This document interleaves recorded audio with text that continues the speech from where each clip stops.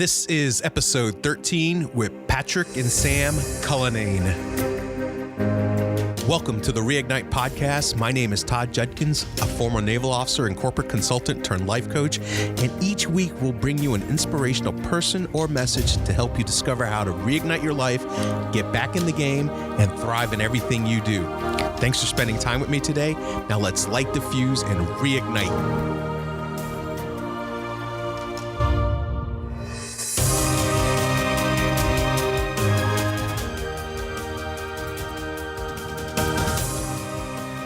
Hey, Reignite Nation. Without loving relationships, you won't have a reignited life. Author Sam and Patrick Cullinane have been married for over 20 years, and they are one of the happiest couples I have had the privilege of knowing. Their love story, however, has not always been described as marital bliss. In fact, over 10 years of their marriage, they are ready to sign the divorce papers and just call it quits. During the first 10 years of their marriage, they struggled like most people do, trying to navigate life together without any real tools. Realizing they were in many ways opposites, they fought often, having sex less and less, distrust and jealousy rearing their ugly heads, and believed they were simply falling out of love. Fortunately, they took a different route and reignited their marriage, and in the process, they have uncovered the secret sauce to spark in any relationship. So without further ado, Sam and Patrick Cullinane. Live. All right, well, hello, Reignite Nation. We are here today with Patty and Sam Cullinane. Patty and Sam were just people I met at a conference about a couple of months ago. We had a long conversation about relationships and what they've done to strengthen their relationship, to bolster their relationship. And I can't think of a better way to reignite our lives and to really turn this world into a thriving environment, to really focus in our relationships. So, Sam and Patty, hi, how are you? We're good. How are you, Todd? Oh, I am doing well. So that's awesome. So you guys, you're travelers, you're authors, but you guys have an exciting story. You just didn't kind of land here today. You've kind of gone through some trials and tribulations in the past and in the relationship. Can you share a little bit with that? Because I've read your book. It's The Bigger Love, and it is just full of information, and that life story just so resonated with me because it was me. I could see myself, and I got to the end of the book, and I saw Patty's goals in there, and I'm like, well, we're 4 out of 5 the same. So it was just kind of an amazing thing that I experienced, this instant connection to what you guys experienced, the relationships that I have with my wife, and the things we've done to strengthen our relationship. So please share that with us, because this is just an amazing story. No problem. It's technically our marriage is basically a tale of 2 different decades. The first 10 years of our marriage, we didn't really know what we were doing and stumbled through without any of the right tools, and ended up, about a month before our 10th anniversary, agreeing to separate, and I moved out. We were apart for an entire year, and in that year, Sam had an opportunity to go work in Spain, so we were really far apart. And I probably spent the first 6 months of our separation blaming her and being pissed at her about everything. And then I got a kind of a slap upside the head from my cousin, who told me, you got your own shit, why don't you focus on that? Can you cuss on this one? Don't worry about that. Be yourself.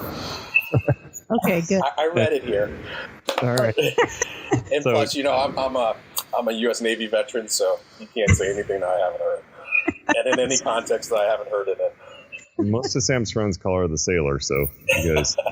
Anyway, the next 6 months I spent kind of focusing on the negative crap that had got me there. You know what I mean? And so I owned a lot of my shit, and I think a little of that happened with Sam also. Not as much as me, because I'm pretty awesome, but that's a joke. Anyway, Sam owned a lot of hers as well, and we ended up pulling the nose up basically at the 11th hour, throwing the signed divorce papers in the trash, and getting back together. But by each other owning all of the negativity that we brought that got us there is really what enabled that to happen. And then the second decade, we took that new tool that we learned and we kind of dove into what other things can we learn that'll help strengthen our relationship. And so we feel like it's just been leveling up every year since then. That's awesome. And we the happiest couple the happiest married couple we know. Yeah, and that showed. Having met you guys personally, that showed right away. And another thing that really resonated with me about your story, and Sam, you did a lot of traveling. So, I've come from a traveling background. That's what got me down my path of kind of mental fitness is where I focus in on. And I know that just a toll, physically and emotionally that took on me. How did that work between you and your relationship? Not very well. And not that it couldn't have been navigated, but I just don't think I ever figured it out. Also like my amount of travel I felt like it was extreme. Obviously in the military, it's even bigger. It's a lot more than I did, but I'd be gone for like a month in Europe, and then I'd be home for a month, and then I'd be gone for a month. And even when I was home, I'd be gone, Sunday night to, Saturday morning. And then I only had, a couple days to try to recharge. And also on those trips, we were doing big sales deals, a lot of times multi-million-dollar deals. And we'd be up all night writing proposals and, get our act together to get in front of the client. So it was exhausting. And then I never, because I put everything into my work, partly because I loved it, or I thought I loved it, but also with the justification that I was supporting our family, because Patrick's an entrepreneur, and there are many years where he, his income was little to nothing. He, was working for the equity in the company that he was building. So yeah, I didn't give the relationship the focus that it needed. And my job got all of me. I gave everything to my job. Again, justifying it by the money I was making, also, the fun I was having in the job. And I came home with nothing. And what little I did have, I gave to my kids. We had 2 young kids when I was traveling all that time. And I gave them, they came in second. Job was number 1, kids number 2. Patty got whatever was left. Yeah, I can really understand that because it worked out for my marriage. Yeah, it was for my career. Yeah, it's almost like it goes into suspended animation, because after my military career, I was a technology consultant and I was traveling to Asia, to Europe. You're working 60, 70 hours a week. You're on a plane, 4 a.m. Monday morning. You're not back to Friday, Saturday night. You're doing proposals over the weekend. You're on call. And it took me into my 40s till I had children, and then I was realizing I had no time. Yeah. Right, and it just takes that toll. When you're working overseas like that, also your internal clock is set when you come home for a week. So you're awake at odd hours. You're not sleeping into the time that you do have present. Patty, I'm losing you here. Oh, can you hear me now? Oh, yeah. Weird. Yeah, go ahead. I was just saying when you travel overseas and you come home, your internal clock is completely thrown off. So the time that you have to be present, half the time you're a zombie. So yeah, and I was that zombie, so I definitely understand.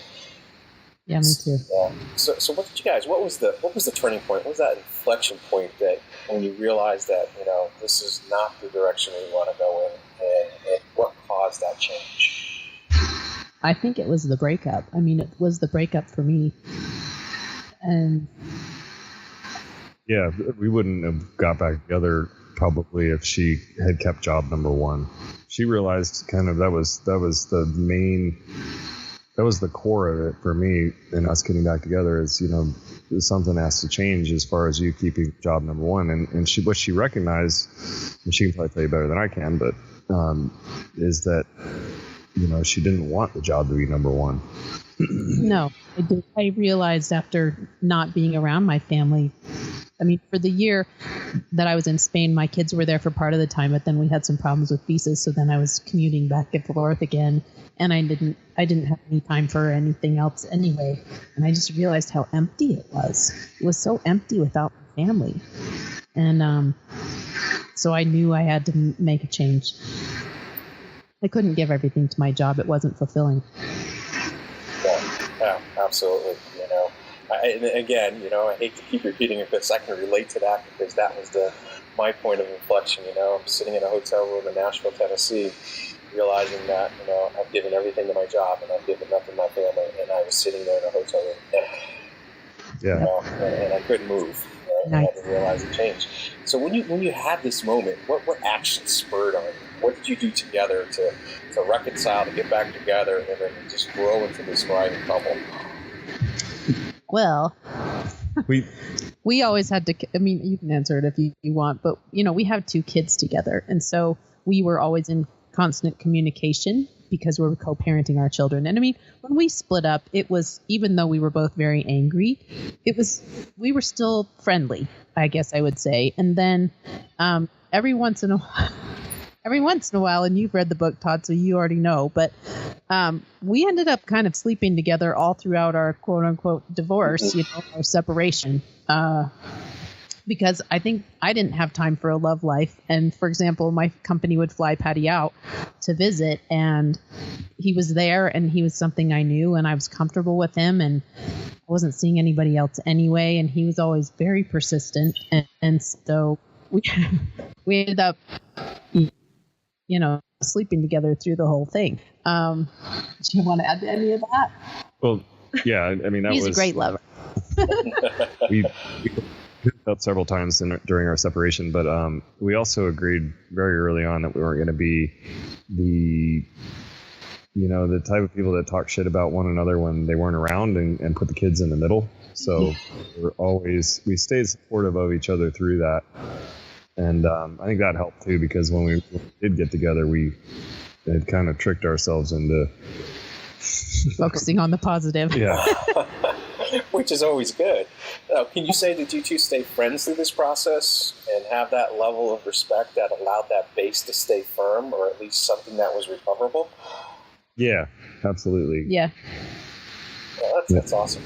So, so you got back together, and then, that's just not enough at that point. You still had to grow as a couple. What did you do then when you decided to get back together, and how did you grow into this amazing couple that I see in front of me today? We've done a lot of stuff. I mean, it's been 12 years since we split apart.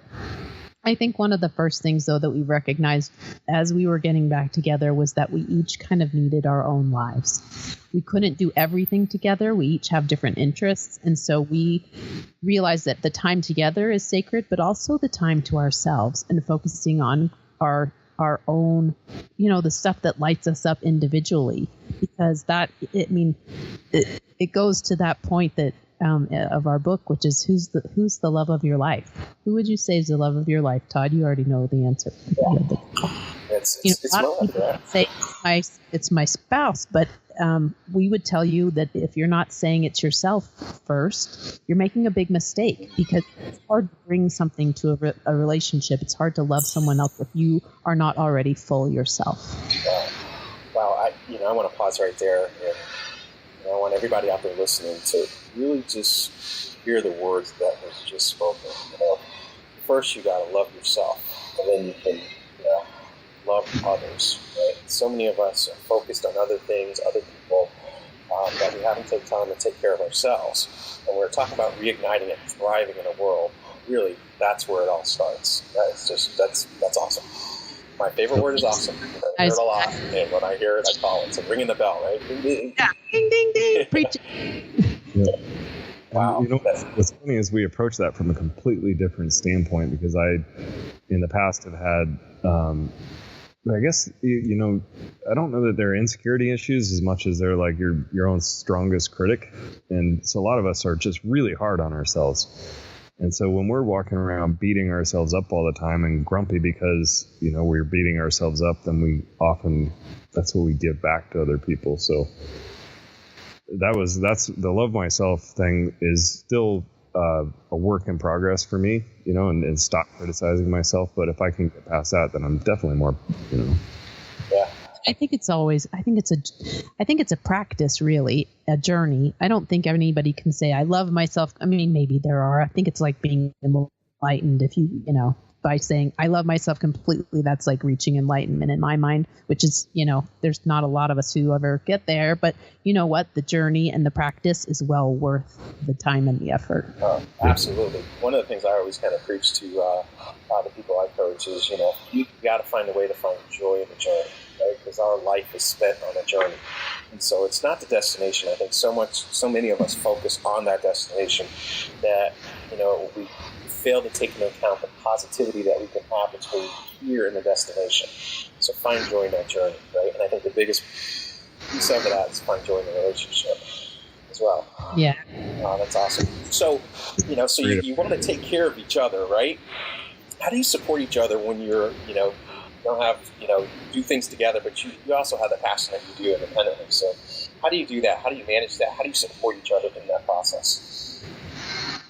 We talk about it like a little bit of a balancing act, the time that we spend together and making sure that we have enough of that to keep our bond, and then also balancing that with our individual needs. And, for example, Pat loves sports. I know you love sports too, Todd. Yeah. I will watch some games, but when we live here in Utah and we have season tickets to the Utes games, and I went with him for an entire season, as together time, but that is not my thing. So I will go to 1 or 2 games a year. He goes to as many games as he wants. There's no hard feelings. I let him go do that. That's his thing. And then I get time to do what I love. Yep. It's awesome too, because, Sam came with me. It was more like a year and a half, I think, that she was coming to the games. Most of them are my friends from way back and some new friends. There's a tailgate group of about 100 of us. So when she stopped coming to games, I go and I see all my friends, and they spend the entire day asking me where Sam is.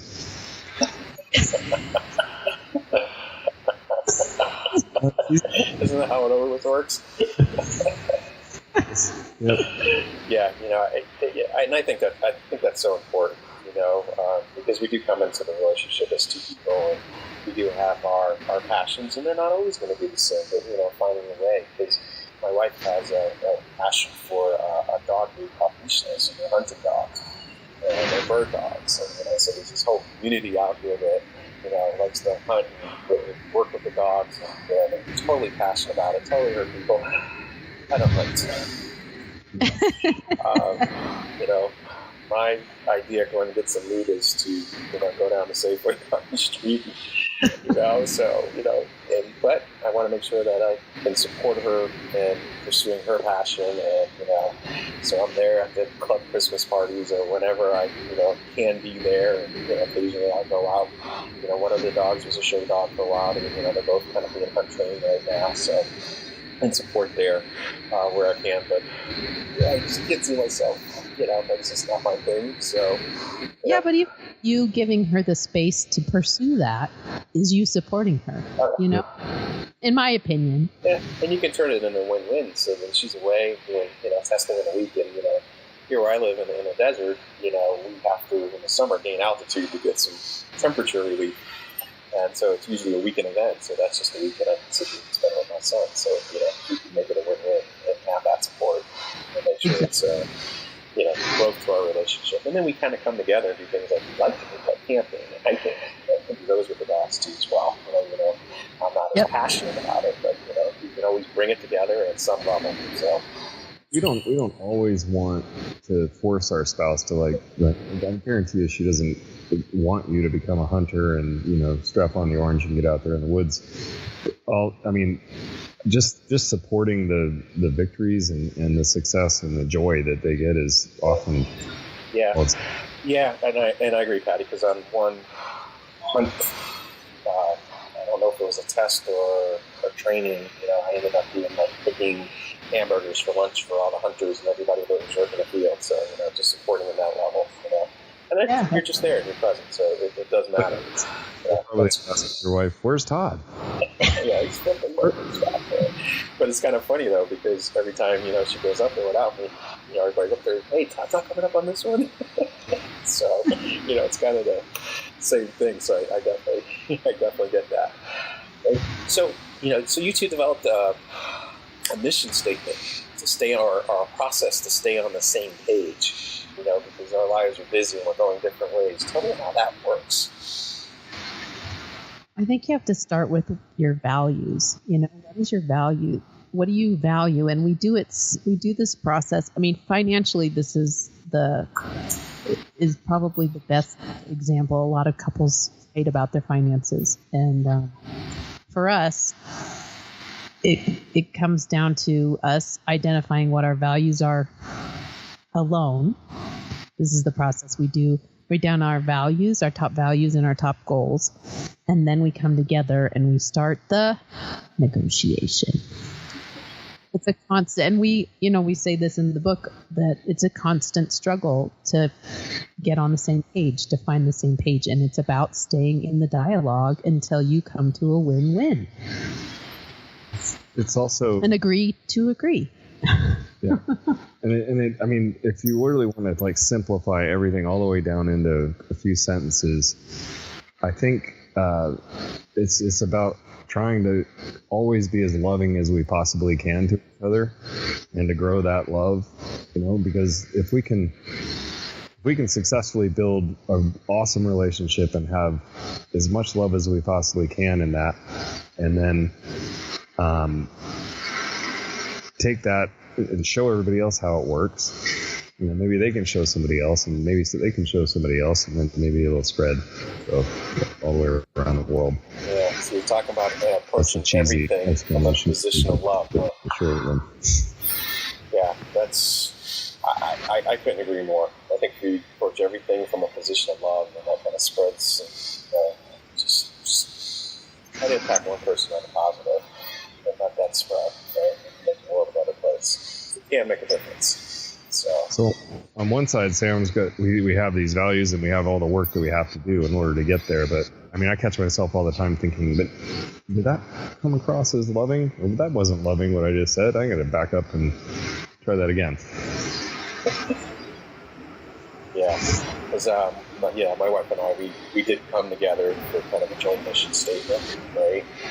And really, it's just about having some alignment, right? So we always say to each other, when we make a decision, is this in line with what we want to do individually? And is this in line with what we are and what we want to represent as a couple? And does it feel right? Try to make our decisions based on that. Keep the communication channel open.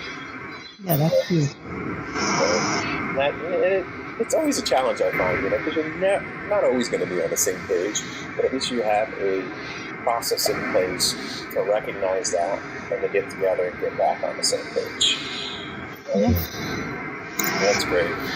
So, when I was reading your book, you had talked through a concept that couples go through called stop, drop, and roll. That just absolutely blew me away. Why don't you tell me about that? You want to talk about it? You want me to talk about it? I think we came at that one from a couple of completely different angles. Sam came up with the title of the chapter, the Stop, Drop, and Roll. That basically, it's and the example that I started off with was a friend of mine, Pat Hyben. He has his own podcast, Real Estate Rockstars, shameless plug. But he told me, because we interviewed a lot of different people about their relationships, people that have been together a long time. And I think they just celebrated their 25th wedding anniversary. But I asked him, what's the key to your success? What makes it, what has made it, and they're really relaxed in their relationship and comfortable. And so he said that, and they're really different too, for the record. Yeah, they're very different. They both go in completely different directions most of the time, but when they're together, they're together. But what he told me is that anytime that Kim was dissatisfied in the relationship or was having a problem or wasn't happy, he would stop whatever he was doing and focus in on fixing or being there or doing whatever he needed to be to get her more comfortable and back out of that place. So that was what stop, drop, and roll resonated the most with me on that topic, because he would immediately prioritize his relationship, because we always forget. We get focused on something, we let things slip. I wasn't listening to my kid for the last 20 minutes while he was talking to me about his school day. Oh my God, I haven't spent any time with my wife in 3 days, because I'm so buried in work. But then he would immediately stop and then make the relationship priority number one. Yeah, that's something I think from a guy perspective, we really need to focus on that, right? And another thing too, what do you think about not only stop, dropping, and rolling, but once we kind of realize that, how do you determine, how do I need to be there for Sam, right? I just need to be there to listen, because sometimes, especially me coming from the world I come from, I always want to, solve the problem, but a lot of times that's not what's necessary. You just need somebody to listen to, or just to vent to, or just to hang out with for a little bit and kind of unwind. What do you do to kind of really decide upon how should I approach the situation? Because the tears start flowing sometimes, and us guys are just like worthless. Yeah, we're fixers. Guys in general are fixers. I am. I mean, if somebody has a problem, then I want to sit there and analyze how we can fix it and move on. And a lot of times it's not that easy. Everybody has their own process, and you're absolutely right. Sometimes we just have to listen and open our arms and let them cry on our shoulder for a little while and tell them that we're not going anywhere. I also think that it's completely legit to ask, how can I help you? How can I support you through this this problem that you're having, or this? I mean, for me, stop, drop, and roll too is when something really bad happens in your life, and it happens to all of us. People get sick, people die. There's all kinds of shit in the world, and trying to support each other as we're going through those kinds of traumas is huge. I mean, it can make or break a relationship. And in fact, we know of a number of couples who have split up because somebody didn't react the way that they expected or wanted or needed in that particular situation, and it ruined them, So I think it's completely fair to ask your partner, how can I support you? No longer you're together, but newer relationships, I think it's fair to ask. And I think it's a good idea for the person to not have the expectation that your partner does know what to do, because a lot of times we don't know what to do. So not judging each other harshly when the other person asks, what can I do to help you? Yeah. Sometimes it happens like, oh, you're so insensitive. Why don't you know? Well, the truth is you don't know. Unless you're a mind reader. Even us, we've been together almost 23 years, and I still don't know exactly what he needs, and I have to ask. Yeah, no, I think that's, well, first I'd like to say thank you for giving us permission to do that. Because I've been married 17 years, and I'm the first one to say, sometimes I may not know, what to say. How can I help you, right? I think that's just a beautiful form of communication. It's most intimacy that you want to be there, and you saying, I don't know how right now at this moment, right? So you made yourself totally vulnerable, and having that accepted and saying, hey, this is how I want to be supported. I think just, you come out of those scenarios twice as strong as we get into them.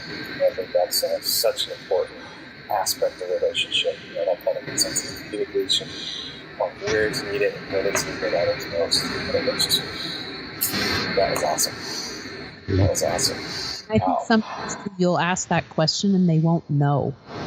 And so, like, for example, when my dad died, I think Patty didn't always know what to do, and I didn't always know what I needed. If I did know what I needed, I'm sure he was really grateful when I'd be like, honey, I need a hug, or I need you to back off, or I need, I think that's helpful when somebody tells you what they need. But sometimes he'd ask what I need, and I didn't know. I was like, I don't know. And I think that's the time where you just try some stuff. Yeah. Besides all the awesome jokes I'm telling you, what else playing? Yeah, I think. What do you think, Patty? You just go with your instinct, right? And what you think at that moment, and don't hold back, right? Yeah, my first instinct is usually to just try to be strong for everybody else and to be me, keep it light. And I don't know if that works or not, but it works for me. Yeah. When I was in the military and we were in stressful environments, I found that humor, went a long way into getting everybody relax and get your head about you and recognize where you are. So I think laughter is one of the best medicines in the world out there. So it's something we'll talk about frequently. We couldn't agree more. That's awesome. Oh gosh, I knew I loved you guys. Right from the beginning. We were right on the same page. That is really awesome because it's again, like I said, it's about reigniting. It's about how do we thrive out there in our relationships, and this is all a part of it, right? This is what I call core, because if we're not in it together, we're just not going to be in it at all. Right?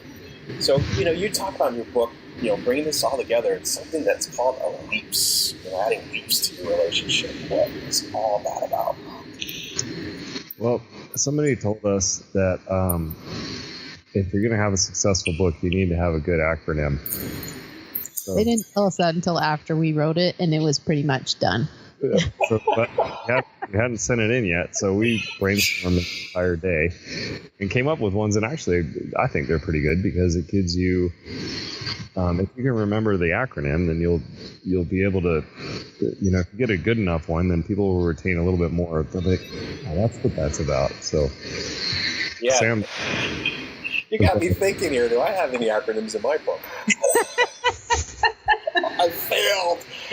Don't tell anybody, Sam. Don't tell anyone. If you have steps, like steps to make progress in something, that's also just as good. Yeah, I have. Yeah, it's 10 steps for busy professionals. So you got blue blockers in there, don't you? What's that? You got the blue blockers in there, or no? Yes. Yeah. When I talk about sleep, light is a key aspect of that. I talk about blue blockers. I like to geek out. So, right now, if I didn't have these lights on for this podcast, I'd be geeking out in my my blue blocking glasses because it's dark out right now. So, so what is leaps? I do some training, and on the options, that tells me that's just long-term options. Right. So what is it with the relationship? All right. So the L stands for love yourself always. Because we think that's the first step to getting a good relationship, is having two full happy people joined together. So that's the first one. Yeah. And E is for expressing love or express love, but remember to express it in their love language, not yours. And that goes with a whole another chapter of the book, basically, where we talk about the 5 love languages, and which is a book by Gary Chapman. Yep. Great book. We recommend it to everybody that we know. It's helped us immensely in our relationship. Yeah, and I concur with that, because after talking to you two and having that conversation about the love languages, my wife and I went back and we took the test and found out how, 1, we were compatible, and 2, our love language is something we both did not expect. Yeah. Interesting. Which made a huge difference in knowing how to express things and what we really wanted in a relationship. Right? Ah. And that's really just from talking to you too. That's how much, right there, how much power that you guys, and how much good you put out there. Right? You're already impacting me, and right now you're impacting most of the other people that are listening to this. So I want to say thank you. So just from there, and we'll get to the main point of that later. Thanks for letting us share our message too, Tom. Yeah, okay. So E was to express love. Express love. A is for appreciate. Yeah. I think that if we sit and come up and just appreciate everything we are, everything we do, and where we are at the moment. Again, it's that joy of the journey, and I think it's powerful. Right? Yeah. What's P going for? it's presence. Be present. It's really hard, especially in this electronic age, to just stop and be present. Sometimes our phone's buzzing. We just want to read that text real quick, and then we haven't heard the last two sentences, but we pretend we heard it. And presence is key. Shut down the electronics. Be present. Look people in the eye. Listen to what they're saying. Listening is an easy way to be present. That's pretty easy to love. It seems so easy, but so many people, just don't take the time to listen and want to be heard, and they don't want to listen. So, P. That was P. Presence, yeah. Okay, yeah. I'm skipping back and forth here. Yeah, P. S. Yeah, I spelled P. Yeah, right. Okay. S. S. Sex. All right. Sex. Love it. Yeah. So now, when we were talking before, you gave me a bit of advice based on the love languages and how you two communicate and how you handle that situation, which I immediately brought back home. This is, again, using the love languages, and your story has just had a major impact on our relationship. So can you share a little bit of that with us? Yeah, we'd love to. You're talking about chapter 4? Chapter 4, yes. Pimp chapter 4. Yeah. It's why this is probably one of the only relationship books that men are being home to have their wives to read to their wives. Hey, let's read a relationship book together. Yeah. So, our story was that Patrick is his love language is touch, and my love language is acts of service. And we had sex, and I thought that I was really speaking his love language, except for when I didn't want to. Like I had a headache or I was tired. Tired was a big excuse. And one day Patrick asked me, have we ever had sex and you didn't like it or you regretted having sex? And I actually did think about it for a while. I was trying to come up with yes, but the answer was truly no. I never had regretted doing that. And he said, well, let's do a little experiment. Let's have you just say yes anytime I want to have sex for a month. And I was a little nervous about that, but I decided to give it a try. I was scared of the sexorama that was about to happen to me. And the first few days it was pretty there. We did it quite a bit, but then it pretty for the rest of the month. And we ended up never stopping that agreement. But now it also goes both ways because he's getting a little older. I'm getting a little friskier. I think they say that women's sexual prime is their 40s. But boom, I have arrived. You're there. So, I think I want it as often and sometimes maybe even more than Patrick. So now our agreement is that when either one of us wants to have sex, we just say yes. Yeah. And some magical things have happened, and maybe you can. I don't know how personal you want to get with your audience about this. If you did the experiment with your wife, but with us, it just a lot of things happened, and one thing was that Patrick got really happy. He suddenly was kind of happier than I'd seen him. He also was speaking my love language a lot more. It's weird how when you give, you receive. So that happened. There was also this relaxing that happened between us. It was always one of these weird kind of, I don't want to say it was a point of contention, but a little bit. There was some tension there because he was always asking and I was always like, oh, right, or oh, I can't, or, whatever it was. Now there's no negotiation. There's no conversation. We just do it. So we both relaxed, and it really grew our intimacy, because that's the one thing you can share love with anyone in the world, but that's one in our relationship, at least, that is one thing that we share only with each other, and that makes it very special. I will put any other women that might be listening's mind a little bit at ease. When you ask every day, most men that ask every day, it's because they know they're going to get told 4 or 5 times you know what I mean? So, do you want to have sex now? Do you want to have sex now? Do you want to have sex now?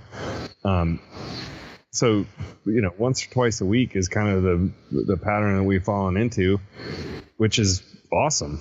But I would ask 6 or 7 times a week when she said no 4 or 5 times. Yeah, and I think that's a key point because, I had really a similar result, as you two. It's like, my wife was ready for the onslaught. And, just settled into a nice pattern and we're both comfortable. But what it did is it kind of took the elephant out of the room, right? That, you're right. Patty, I was like, you're asking really because you're getting a lot of no's. Not that you want all the time. It's like, okay, I got to ask 10, 12 times before I get a yes. When that, elephant's out of the room and that's no longer an issue, the negotiation, Sam, as you would say, is gone. And, and then you get our love languages, and we found that we both have the same love language, and that was at the quality time. Right? Now that we started focusing in on whatever we're doing, we got to come together and have that quality time. Whether that's sex or hanging out watching YouTube, or travel bloggers on YouTube or whatever you enjoy to do together. That's just as important, right? And it goes to the intimacy question, Sam, that you brought up. That that's something we share, right? And it's that intimate moment, and it doesn't matter what that intimate moment is. It's just us together enjoying that as as a couple. Right? It wasn't about sex at the end of the day. So right on. We'll get a gold star for that one. We just finished a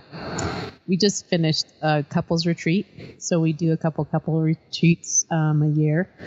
And adventures. Yeah, they're adventures, and we also talk about relationships. And one of the things that we challenge those couples with is the thought: is it the chicken or the egg?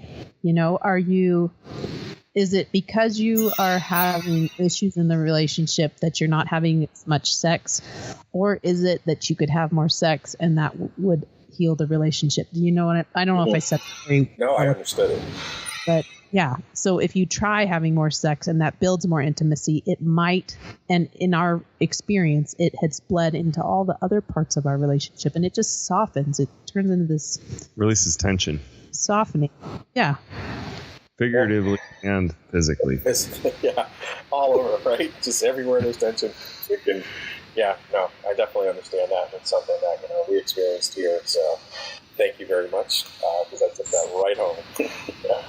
And invite your audience to give that little experiment a try. Yeah, so did you hear that, everybody? So we invite you to try the Sam and Patty experiment at home with your significant other and see if that doesn't change your life, because it changed my life. It changed my life, my wife, our relationship, just everything just flowed from that, right?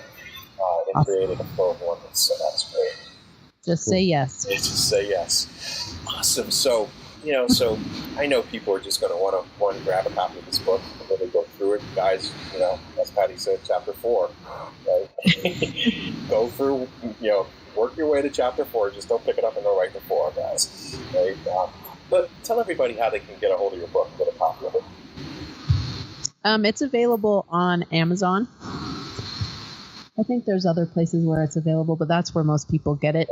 We actually have an Audible book that we thought was going to be out a couple weeks ago, but it's still in technical review or whatever they do to it before it actually gets posted. So I'm hoping that it will be available within the next week or two. I guess that I don't know when you're going to run this show, Todd. So by the time you run this show, it should be up and running. So we have an Audible version also available on Amazon. They can also go to our website, which is biggerlovebook.com. And we're also on Facebook, also at biggerlovebook.com. And if any of your listeners are now addicted to our voices, the good news is we read the audiobook ourselves. So you can hear right from the source. Right. That's awesome. And I will, once that's available on Audible, I will be downloading it. So The book's written, and I touched on it a little bit earlier in a he said, she said, in that each chapter we kind of have our own take on it. And so we would actually write the title of the chapter, and then we would go and sit in different rooms and write, and that was kind of how the whole book came together. But yeah, and I love that format. It really brought it home, that two people are coming together and working through this.